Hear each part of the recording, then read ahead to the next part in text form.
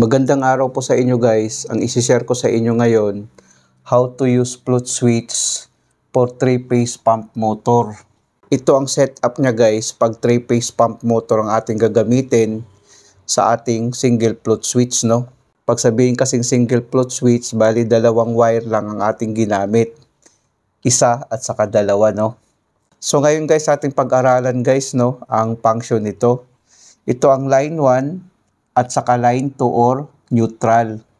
Ito yung float switch natin. Ito na siya. Ito yung magnetic contactor natin. O, ito na siya. Ito na yung magnetic contactor natin. Ito na yung red lamp. Ito na siya. Green lamp. Ito na siya. Yellow lamp. Ito na siya, no? Ang function nito guys, pag i-on natin tong circuit breaker, ang unang gumana ang red, no? Iilaw kaagad ang red natin na pilot lamp. Itong green naman hindi, no? At saka itong yellow. Ngayon guys, itong float switch natin, pag mag-close ang contact nito, no? Gaganon siya. Gaganon siya, no? Ibig sabihin, kung gaganon siya, no? Kasi ito kasi nakalagay ito sa tangke, ibig sabihin magko-close ang contact niya, no?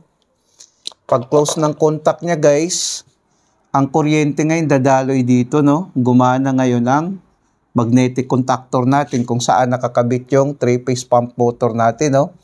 Dito yung line 1, line 2, line 3. Tapos sa load side naman, papunta sa 3-phase pump motor natin, dito nakakabit. Mag-activate ngayon itong contactor, no? Magko-close ang contact nito. Gagana ngayon ang 3-phase pump motor natin, no? Paggana ng 3-phase pump motor natin, guys, i-close din to ng 3-phase pump motor natin, no?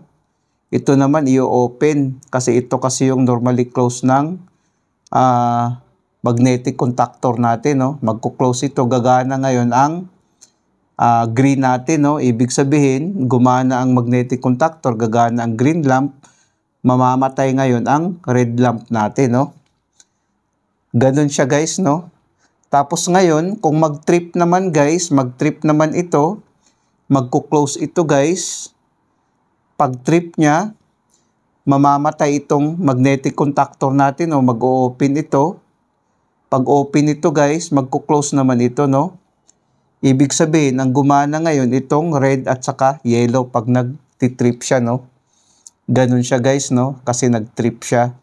Ngayon, pag i-reset naman natin tong trip, mag-open ito. Pag open yan guys, so mamamatay ang yellow lamp natin.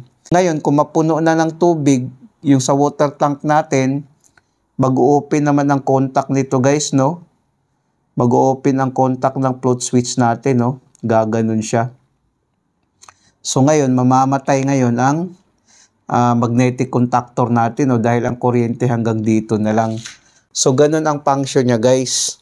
Bali, ang diagram na ito guys, ito na yung kinalabasan sa diagram na ito. Bali, ang wiring nito guys, ito na yung diagram niya na ating sinundan. Ngayon guys, itry natin ngayon na ating i-on, no?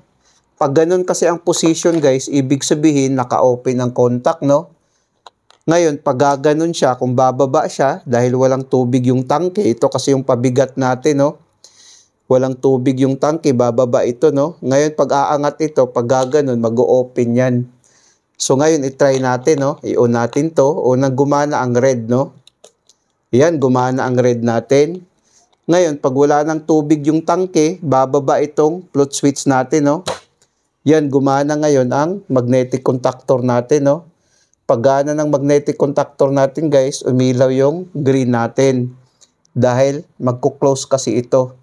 Ngayon, pag mamamatay naman, aangat ito, mag-o-open naman ulit ito, no?